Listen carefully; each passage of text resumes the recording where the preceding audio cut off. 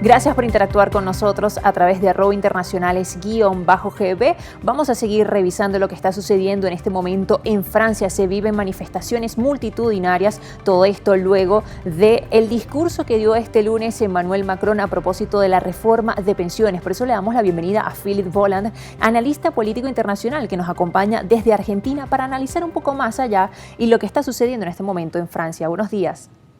Muy buenos días, Trina. Es un placer estar en Globovisión. Sí, en este momento me encuentro en Colombia. Es decir, que estamos globalizados.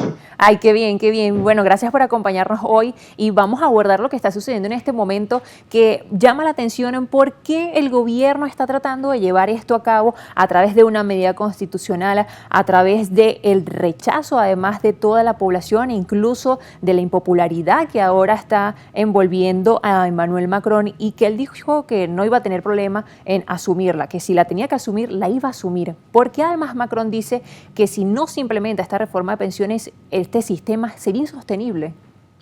Bueno, aquí hay varios temas. Desde el gobierno logró sostener y logró hacer pasar la reforma, que eso sorprendió a muchos, pensaban que se iba a demorar, pero lo hizo porque hay una presión también, es decir, los informes de la OCDE estaban mostrando que era necesario, dado que un envejecimiento de la población, entonces era necesario una reforma de la jubilación. Lo comentaron anteriormente, que justamente frente a otros países de la región europea, Francia estaba un poquito quedado atrás. Otros países lo tenían 2 a 3 a 4 años mayores. Es decir, que de pasar de 62 a 64 también fue una sorpresa, porque recordamos que cuando Macron se lanzó, su reforma era hasta los 65 años. Y como comentaste, cuando el 10 de enero la primera ministra que está llevado para justamente llevar esas reformas, ella anunció que iba a ser 64 años, vimos por primera vez de 12 años en Francia, 2 días después, una unión de todos los sindicatos en contra.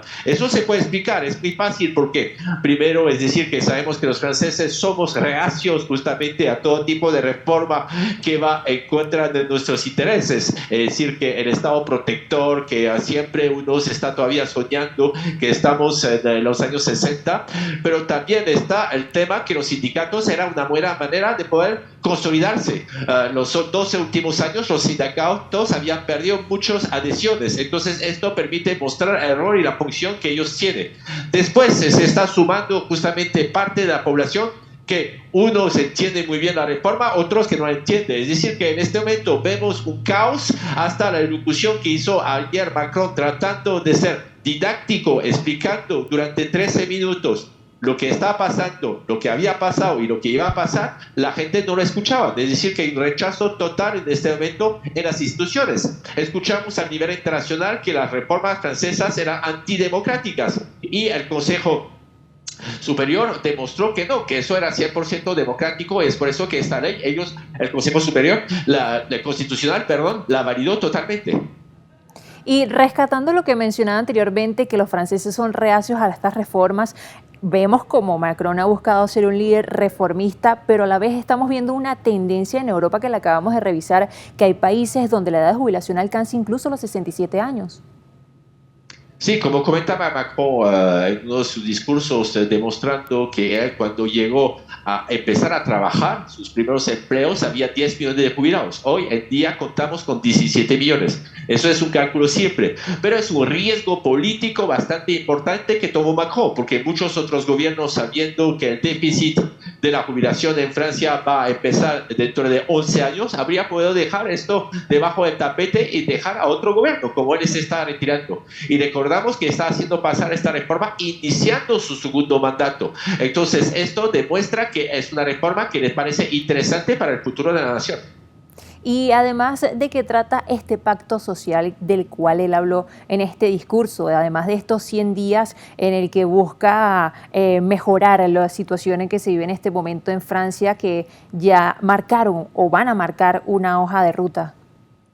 Sí, esos 100 días es interesante porque corresponde exactamente para el 14 de julio, el día de la Revolución Francesa. Entonces, él está esperando que justamente la gente en la calle empiece a calmarse, que eso va a ser complicado porque recordamos que los sindicatos llamaron una manifestación importante para el 1 de mayo, lógico porque es su día, pero esta reforma solamente entrará en vigor el 13 de septiembre. Entonces yo creo que hasta el 13 de septiembre van a continuar las manifestaciones fuertes en Francia. Y este pacto, esta mañana había invitado también a los sindicatos que no fueron, es decir, que solamente algunas agremiaciones empresarial o gremial.